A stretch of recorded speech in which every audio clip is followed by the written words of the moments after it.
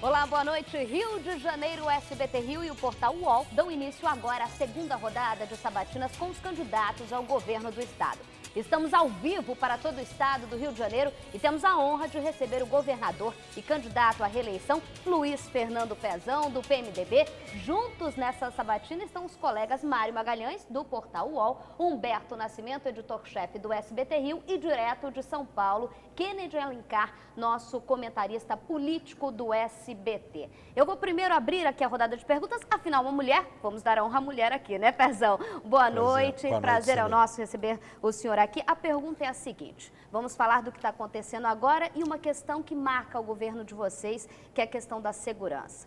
O senhor acredita como uma crise na polícia militar que a gente está vivendo nos últimos tempos, com essas prisões essa semana? E a segunda, e já emendando a pergunta, é difícil ficar de um lado? Comandantes criticando a atuação de secretaria e GAECO do Ministério Público e o GAECO investigando e a secretaria cortando na própria carne. Eu acho que o que a gente tem que exaltar, Isabel, boa noite Mário, Humberto, boa noite telespectadores, pela primeira vez na história se pune coronéis, se pune durante um período eleitoral, né, a autonomia que a Secretaria de Segurança tem. Nunca houve nesse Estado, né, a despolitização da Secretaria de Segurança, o que permite, durante um processo eleitoral, a 10 dias das eleições, nós estarmos realizando operações e cortando na própria carne. Eu acho que tem que se exaltar muito.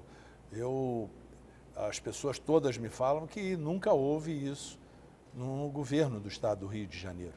Então, nós temos que melhorar. Eu não gosto, né, a punição pela punição, mas quando se comete o erro, a gente tem que cortar na própria carne.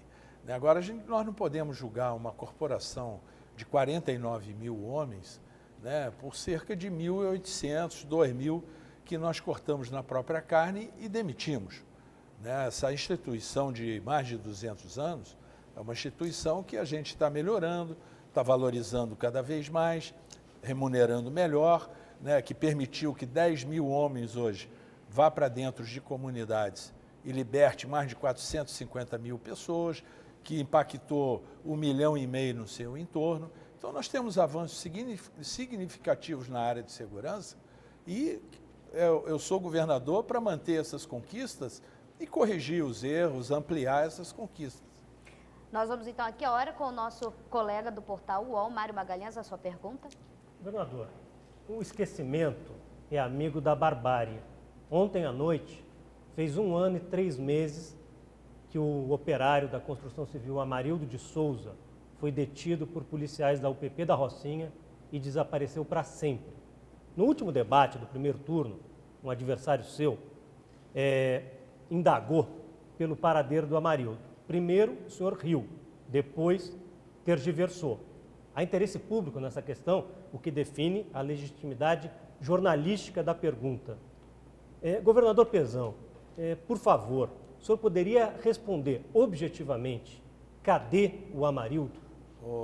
Mário, eu ri da maneira que ele perguntou e todo o auditório que estava ali, todos os candidatos que estavam ali riram porque ele perguntou de uma forma... Eu em casa não vi graça, governador.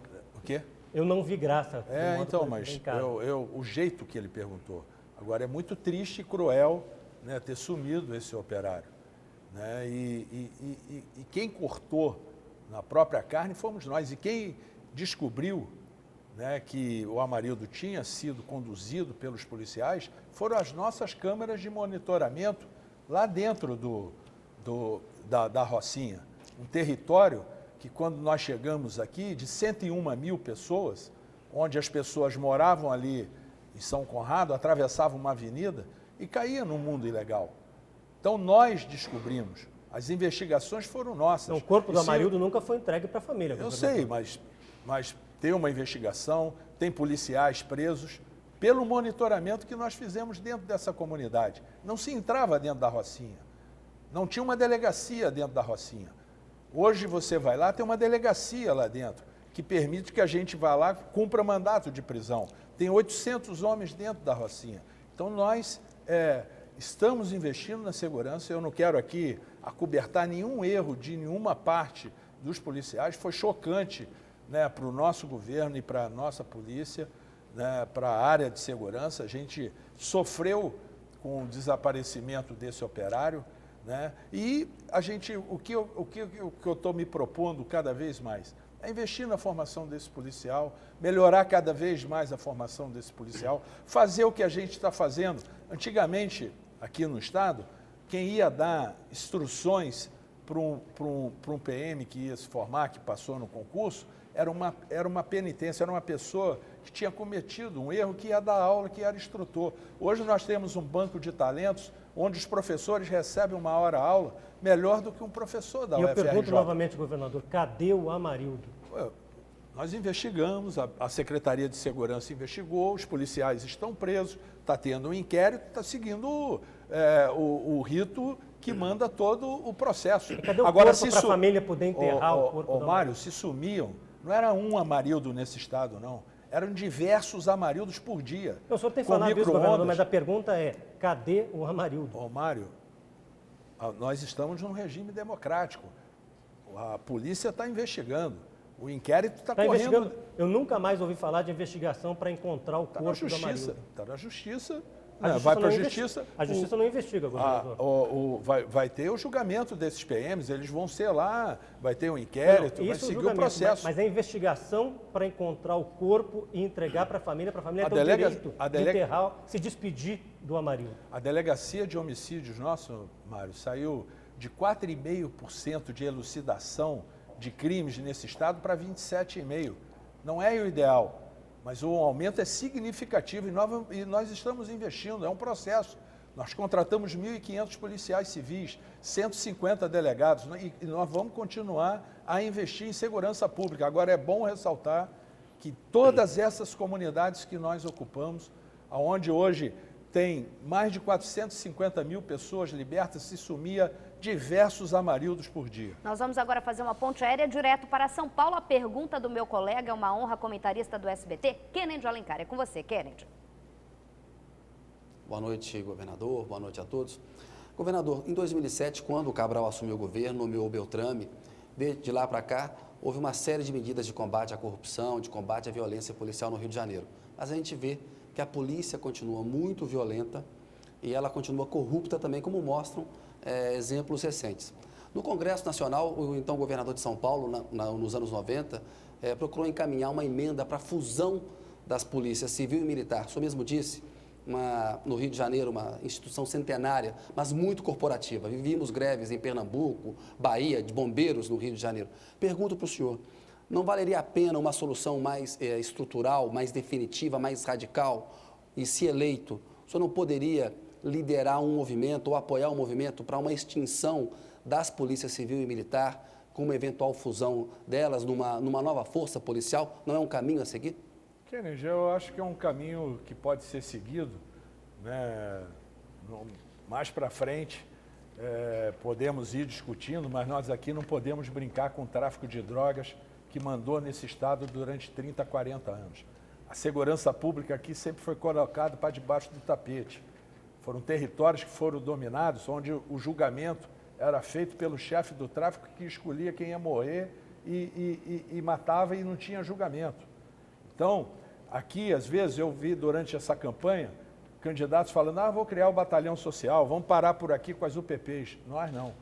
Nós temos mais 1.600 policiais a serem formados até novembro, onde nós estamos investindo cada vez mais para melhorar a formação desse policial. Fizemos concurso agora para mais 6.000 policiais, saímos de 37 mil para 49 mil policiais e baixamos um decreto onde a gente quer chegar a 60 mil policiais, segurança pública que permitiu a esse Estado trazer, nesses 7 anos e meio, 326 mil empresas. Quando nós chegamos aqui, as empresas iam embora do Estado.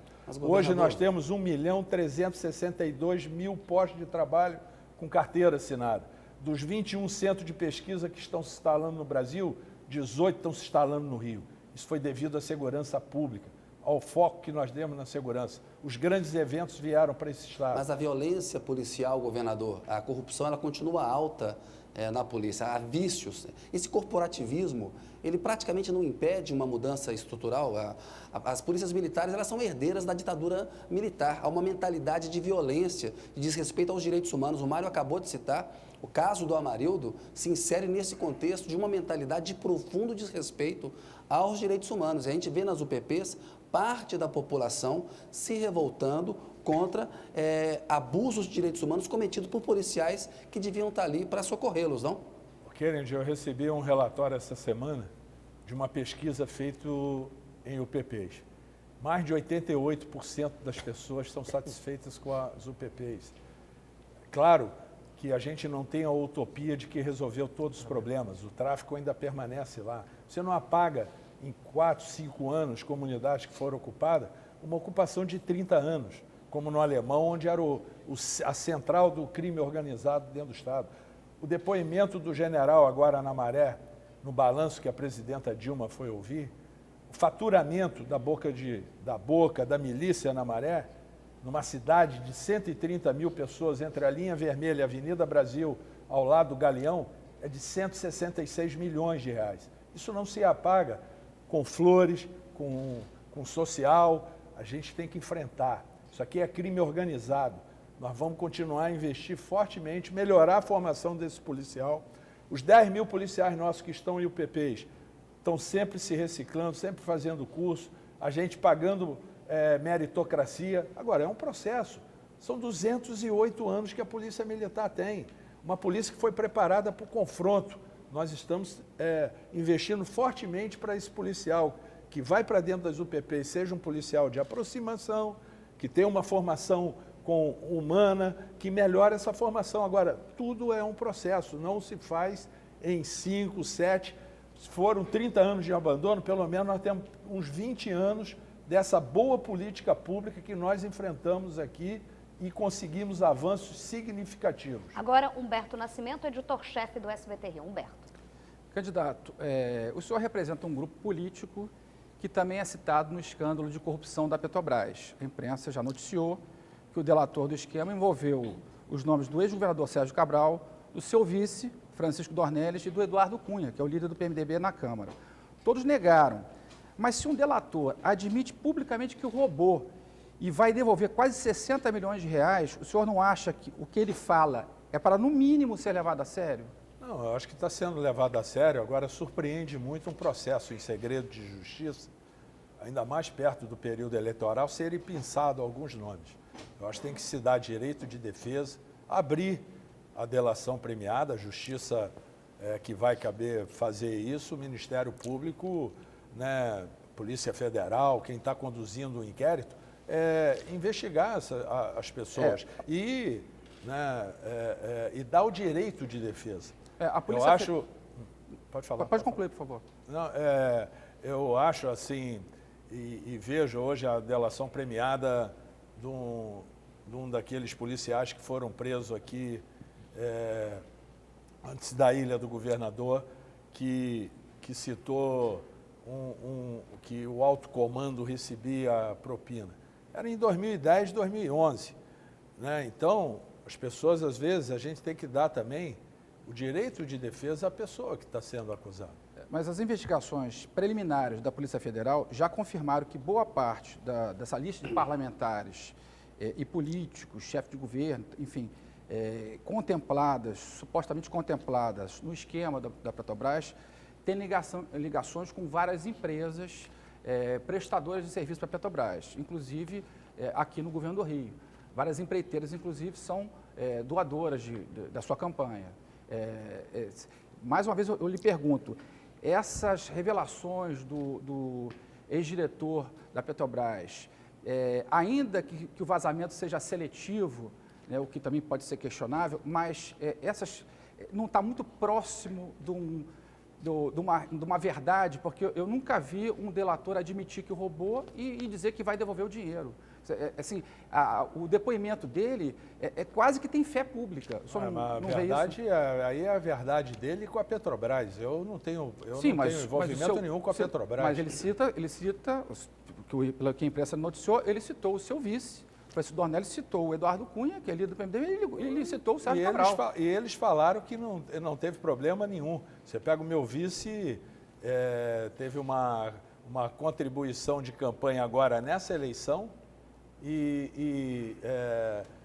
quando o Paulo Roberto já saiu há 2 anos da Petrobras. Então, vamos dar direito às pessoas, né? E eu sigo estritamente o que manda a lei. Eu tenho 32 anos de vida pública, sempre prestei conta, nunca tive problema nenhum com prestação de conta. Essas empresas não doam só para o PMDB, elas doaram para todos os partidos no Brasil, né? Que foram lá e se habilitaram. Nós recebemos doações de empresas que a Receita Federal fala que está em dia, são as empresas que podem fazer doações. E eu sigo estritamente o que obedece à lei. Quem vai doar agora é o Mário Magalhães com a pergunta dele. Candidato, o senhor é um velho frequentador do Palácio Guanabara. Primeiro, como supersecretário da governadora Rosinha Garotinho. Depois, como vice do governador Sérgio Cabral e, a partir desse ano, como governador. O governador Sérgio Cabral foi o grande idealizador da sua candidatura à reeleição. Contudo, e a despeito dele ter um papel protagonista no comando da sua campanha, ele não aparece nos seus programas de TV. Apareceu no primeiro programa da campanha do primeiro turno. A impressão que dá é que faz mais ou menos um século. Eu queria lhe fazer uma pergunta muito objetiva, candidato. É a seguinte, e é importante para os eleitores do estado do Rio conhecerem a sua opinião. Qual é a sua opinião sobre o cidadão e homem público Sérgio Cabral? Primeiro, eu frequento o Palácio Guanabara desde o ex-governador Moreira Franco. Eu comecei na política em 82, tenho 32 anos de vida pública e sempre procurando levar investimentos para o meu município. Sempre tive um ótimo relacionamento. Eu digo dando expediente diário. Segundo, eu não fui supersecretário da ex-governadora Rosinha, porque eu fui secretário 2 meses. O secretário de governo tem poucos poderes? Não, 2 meses, então não fui um supersecretário, né? Modéstia sua. Não fui. Foi 2 meses tentando fazer a ligação com os municípios e vim pelos meus méritos, pelo que eu sempre representei no movimento municipalista de me relacionar com todos os prefeitos. E terceiro, eu tive um relacionamento extraordinário com o governador Sérgio Cabral. Somos amigos há mais de 30 anos, nos conhecemos antes de entrar na política. Fez um enfrentamento e fez um governo que vai marcar a época no governo na história do estado do Rio de Janeiro. Foi o primeiro governador que enfrentou a criminalidade de frente, que deu autonomia aos secretários, que despolitizou a receita do estado, acabaram-se nesse estado indicações de deputados, de federais, estaduais, de inspetorias de fazenda, acabaram-se as nomeações de comando de batalhão, acabaram-se as nomeações de diretores de hospitais, acabaram-se as nomeações de delegados. Então foi um governo que conseguiu colocar o estado com um grau de investimento das 2 agências de risco, que foi um governo que estendeu a mão a Brasília, e, de novo, um estado que sempre foi o segundo contribuinte com impostos e era o 18º, 19º a receber recursos de Brasília.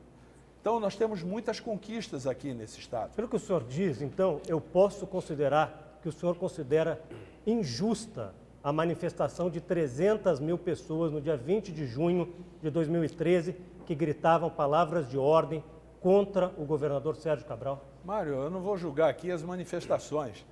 As manifestações não foram só contra o governador Sérgio Cabral, foram contra o país inteiro. A única palavra de ordem que unificava os manifestantes era contra o governador Cabral. A gente viu, Sérgio, Mário, a gente viu que muito depois do que ficaram-se das manifestações, a gente viu o que apareceu depois.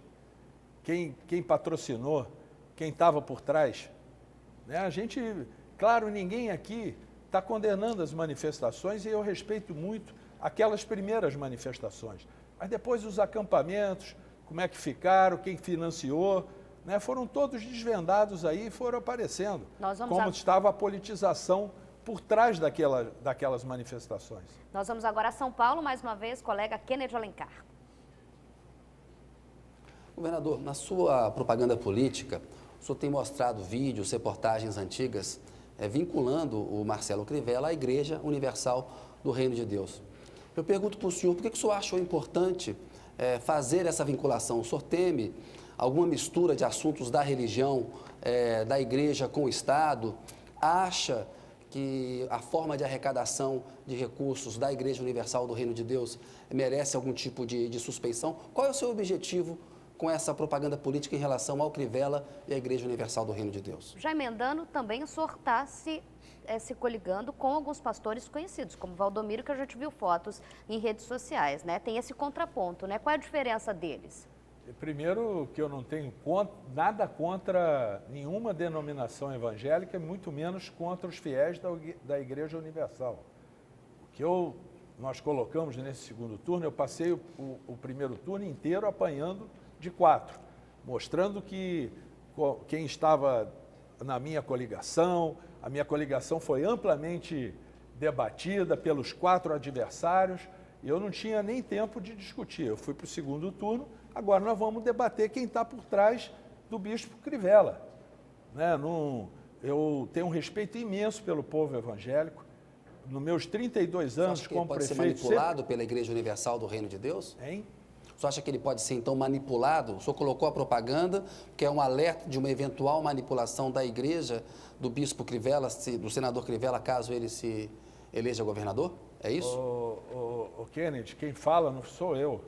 Quem falou foi o promotor federal, numa ação que ontem no debate eu entreguei aos jornalistas, que chama o bispo Crivella de testa de ferro do Edir Macedo. Então, eu só apresentei, a gente tem que discutir, né, quem está por trás dessa organização.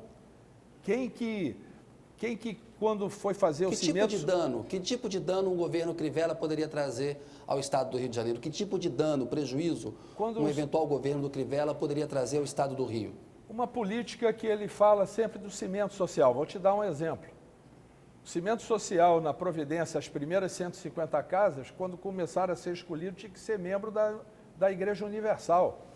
Você acha que um governador pode... o governador tem que ser para todos. Você tem que fazer o bem, né, e não perguntar a quem. Você tem que fazer para todo mundo. Você não pode escolher uma denominação, isso é um risco. Então, o que eu quero debater, né, por que o PRP só elege membro da Igreja Universal? Por que os escritórios de representação do Ministério da Pesca foram escolhidos membros da Igreja Universal? O suplente do bispo Crivella é um bispo da Igreja Universal. Então, a gente Mas aí aqui... não há um risco, governador? Hein? Não há um risco de o senhor estimular um preconceito em relação a uma denominação religiosa? Não, nenhuma. Só estou debatendo a Universal, a organização e a cúpula da Universal.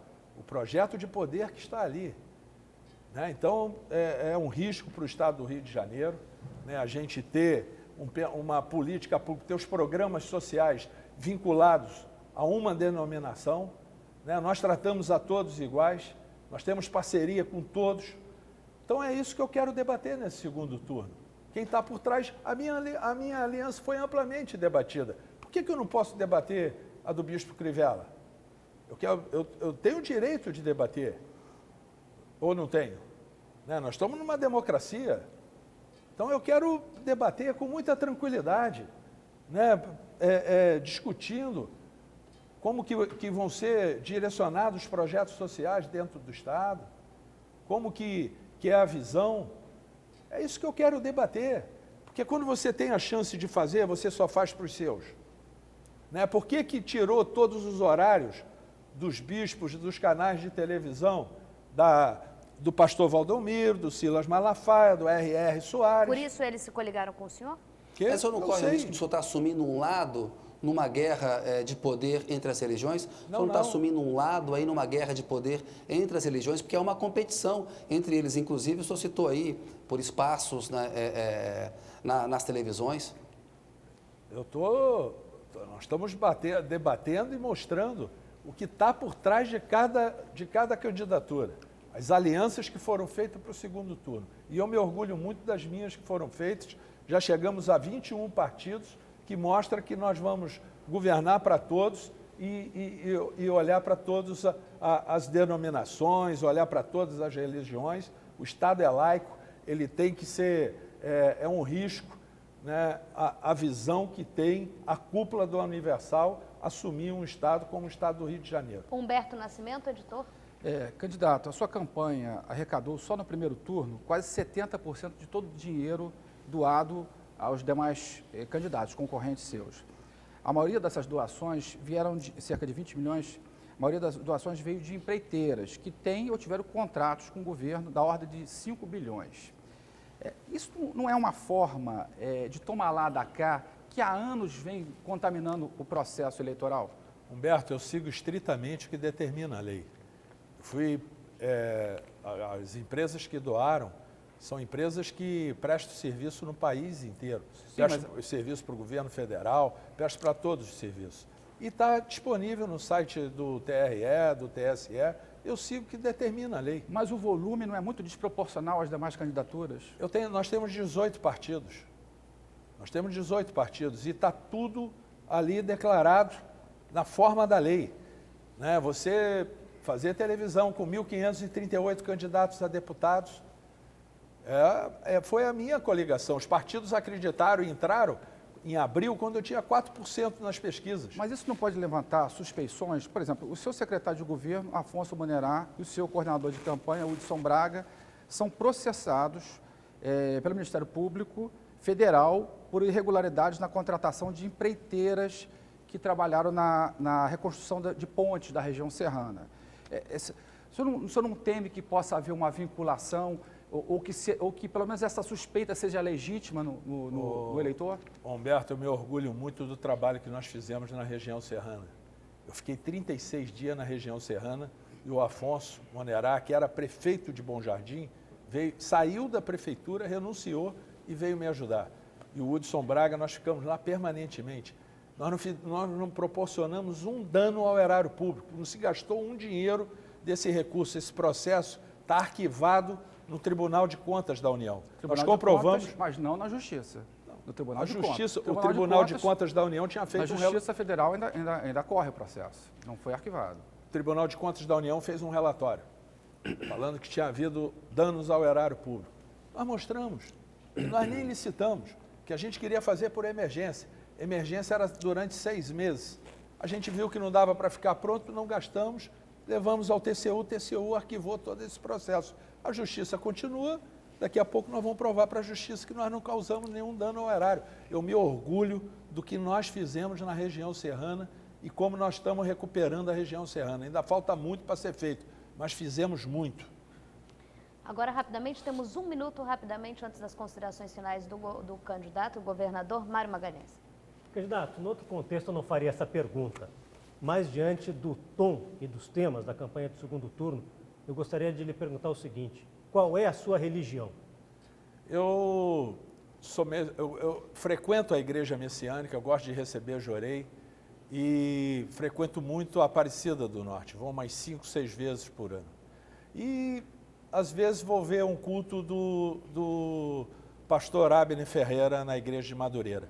Eu gosto, não misturo religião com política. O senhor lembra o Brizola que dizia que torcia pelo Bangu para não se comprometer? Não, eu sou botafoguense e me orgulho muito de ser Botafogo, mas não é se comprometer. Eu gosto, frequento todas as religiões, aonde eu me sinto bem, recebo as energias que eu frequento. Mas não faço disso vou ficar ali profetizando, misturando a religião com política. Eu detesto misturar a religião com política. Rapidamente, muito obrigada pela participação aqui com a gente. Muito obrigada aos colegas, ao Kennedy lá em São Paulo.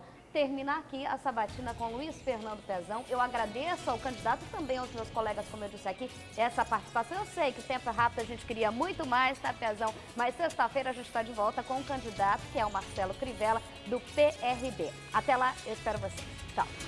Obrigada, tá?